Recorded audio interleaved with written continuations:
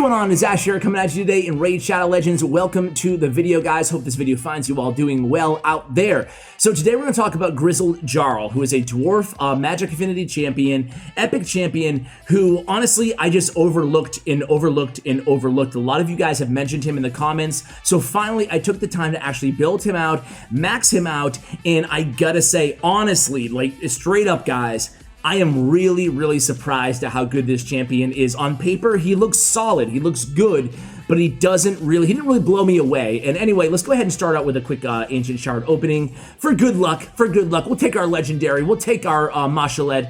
Okay, or we'll take a Houndspawn. That works too. Anyway, guys, let's take a look at this champion real quick, and then we'll look at how I built him up, and we'll try him out all over this game. Man, Grizzled Jarl. I am a believer in Grizzled Jarl, guys. By the way, I'm working on Husk. Is going to be, I don't know if it's my next guy that I build up, but I just 6-starred him last night, so he will be coming up soon as well. He has that A2, excuse me, Despair based on enemy max HP. I want to see how hard that hits. Anyway, let's not get too off track here. Why am I not seeing my, okay, there he is. Grizzled Jarl. So let's take a look at this champion on paper here. On his A1, he has attack one enemy. All his damage is based on defense, okay? This guy's a great defensive / support champion. It's going to improve a lot of your teams. I have some great teams to kind of spotlight. A lot of, like, I don't want to say free to play, but a lot more accessible teams for level 20 dungeons in today's video. So attacks one enemy.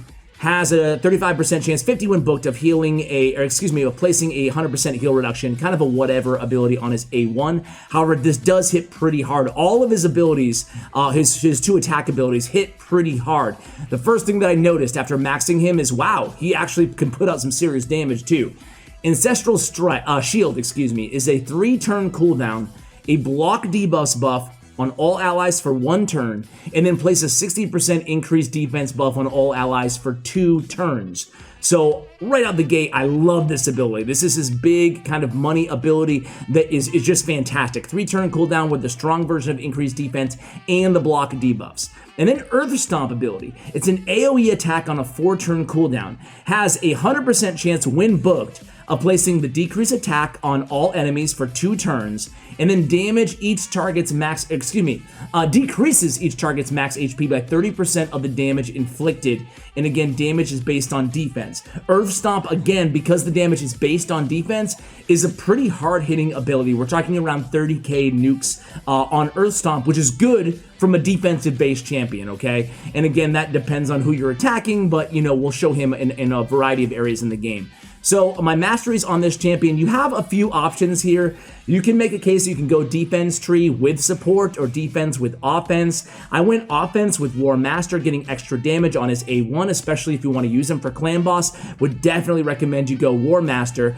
Support, I mean, I definitely advise you guys go support over defense if that's the choice. I would go support or defense, or support and offense. But support, I really want lasting gifts, right? Lasting gifts and Master Hexer. I think they're really important for this champion. I want to extend the duration of my decreased attack on this on the enemies, and I also want to extend the duration of my increased defense buff and my block debuffs buff on lasting gifts. So I think that lasting gifts is an essential mastery for this champion.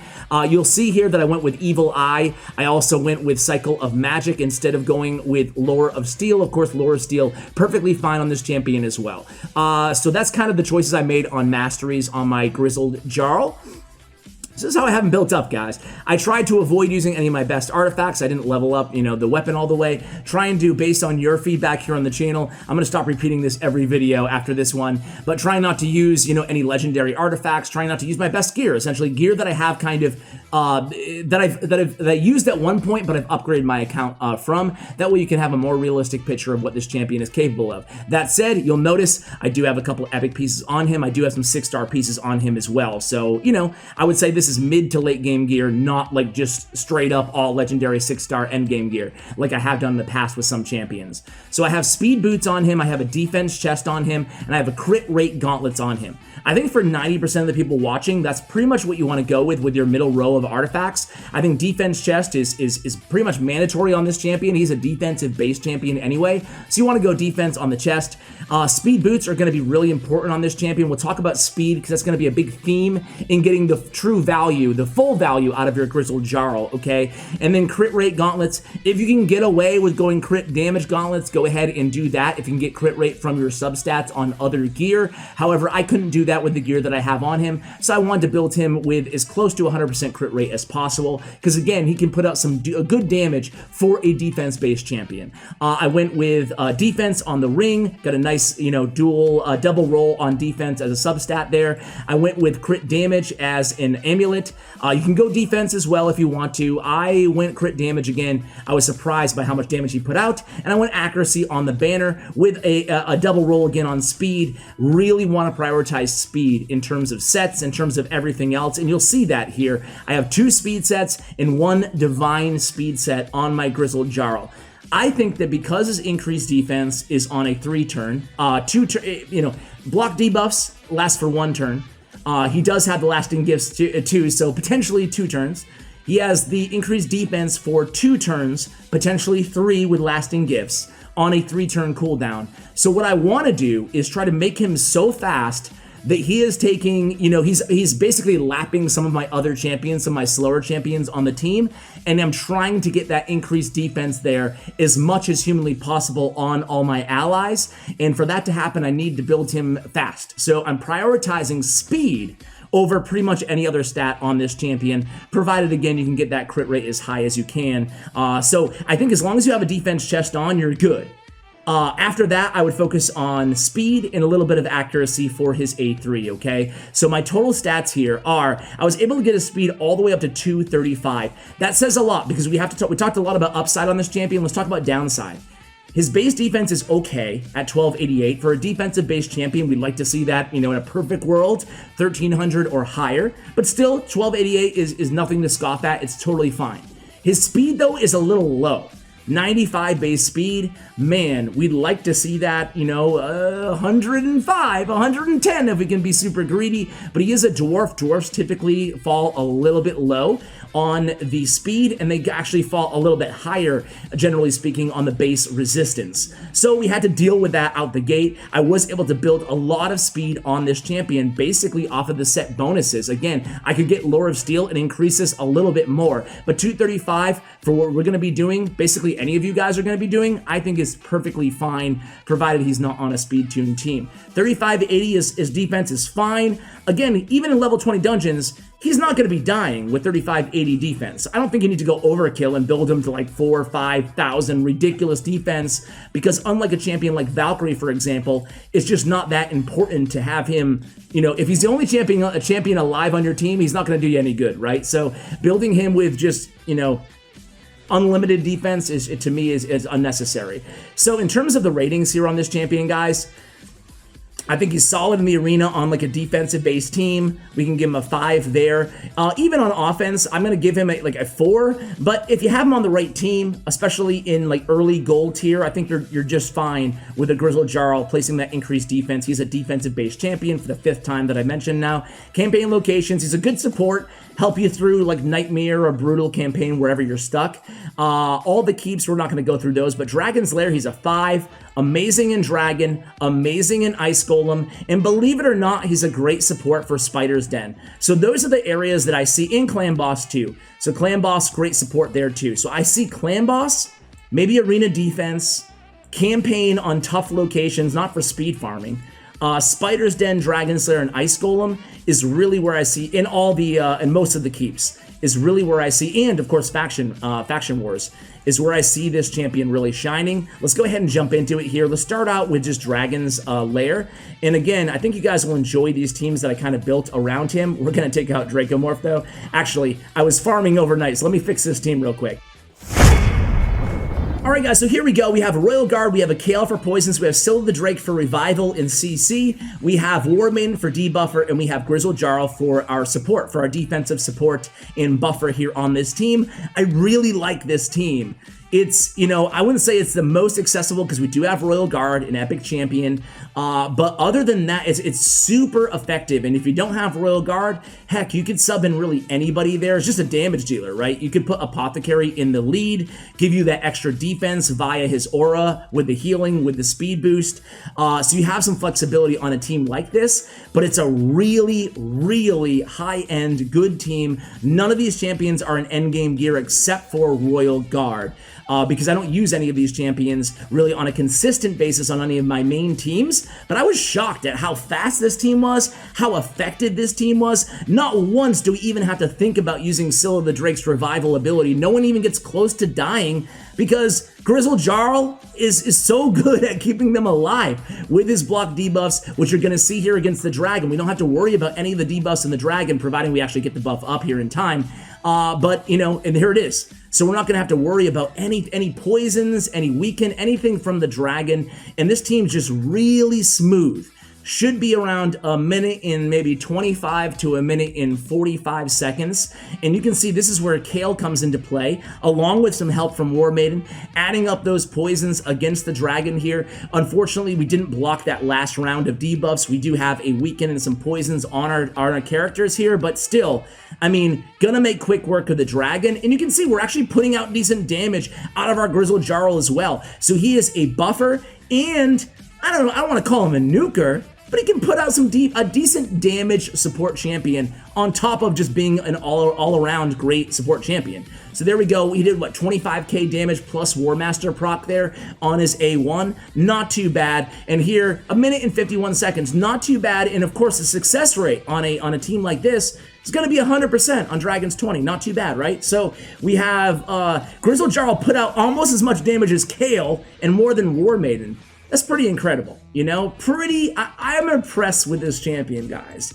If you need a good support, you need that added consistency on your teams. Consider Grizzled Jarl. I'm a believer. Can you tell?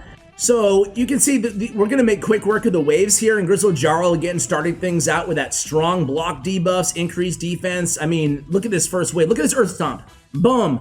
31,000 damage I saw on the screen there. Not too bad, right? Granted against Magic Affinity champions, so a positive matchup there, but he's helping out a lot. You know, you saw in the welcome Sadama. Welcome Sadama to the clan, man. I think we have one spot open right now, CWA 5. We have a few clans in the game. I'll include the information in the show notes below. So we have the Reflect up.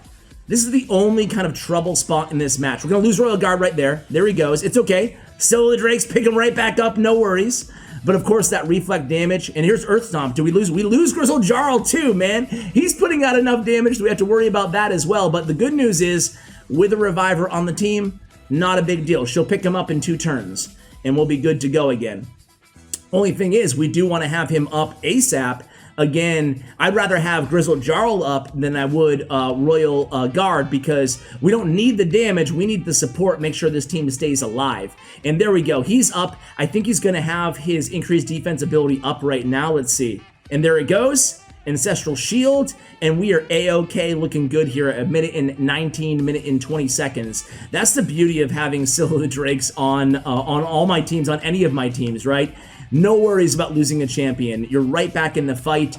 I went a long time in this game without having a Reviver on my teams. Like, I never ran Reliquary Tender. I don't have, like, the OP Revivers like Raglan. I just got Siphi in my last shard pulling video, so that was really cool. But for a long time, I didn't have Arbiter when I was in the mid in the early game. I never completed the quests in the game. I actually pulled her in a Void Shard opening video.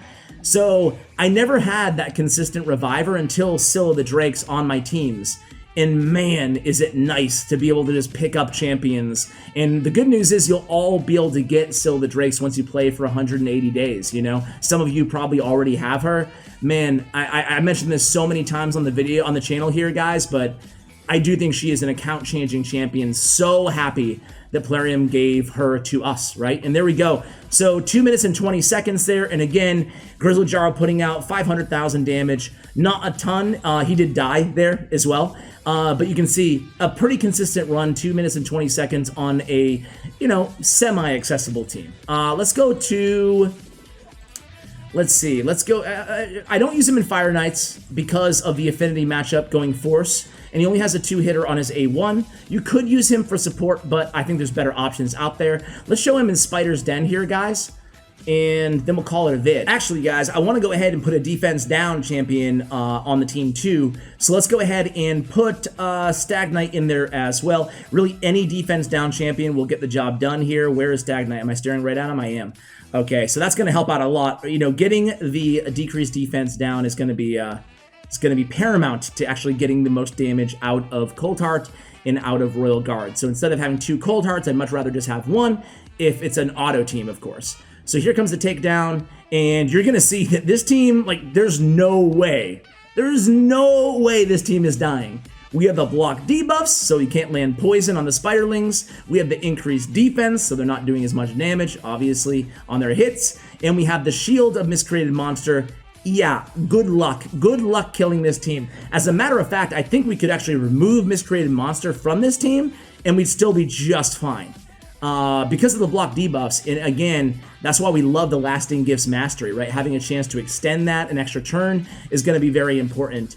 So we don't have it up, for example, right now in Cold Heart. She does eat a few poisons, so I guess it is a good thing that we do have Miscreated Monster on this team. Of course, an S tier Spider champion. So now we have another takedown going in, and we're a minute into this, and you're already seeing that this team is just super, super strong, like I said, defensively, right? And that's the power of Grizzled Jarl. He can help you through Nightmare Campaign. He can help you a ton in Faction Wars. Help you a ton really anywhere in the game that you're struggling for defensive support. Again, I will leave you with one last thought, which is, again, build him up to be fast as you can, given your artifacts. I think that's the key to getting the most value out of your Grizzled Jarl. He's not going to go anywhere. He's not going to die. Don't worry about stacking up, you know, endless amounts of HP and defense on this champion. Instead, build him to be fast. I think you're going to be very, very happy with the results. So that is Grizzled Jarl, guys. Let me know what you think of Grizzled Jarl in the comments below. Let me know if you use Grizzled Jarl, putting on 1,000,000 damage against Spider. Not too bad with his Earth Stomp ability. I think that's what it's called, right? Is A3. I think we can keep this banner, actually. It's pretty solid. That's going to do it for the video, guys. If you enjoy the content here, if you have any champions that you want to see me review in the future, let me know in the comments below. Really appreciate you guys watching till the very end. Thank you so much, and as always, take care, guys.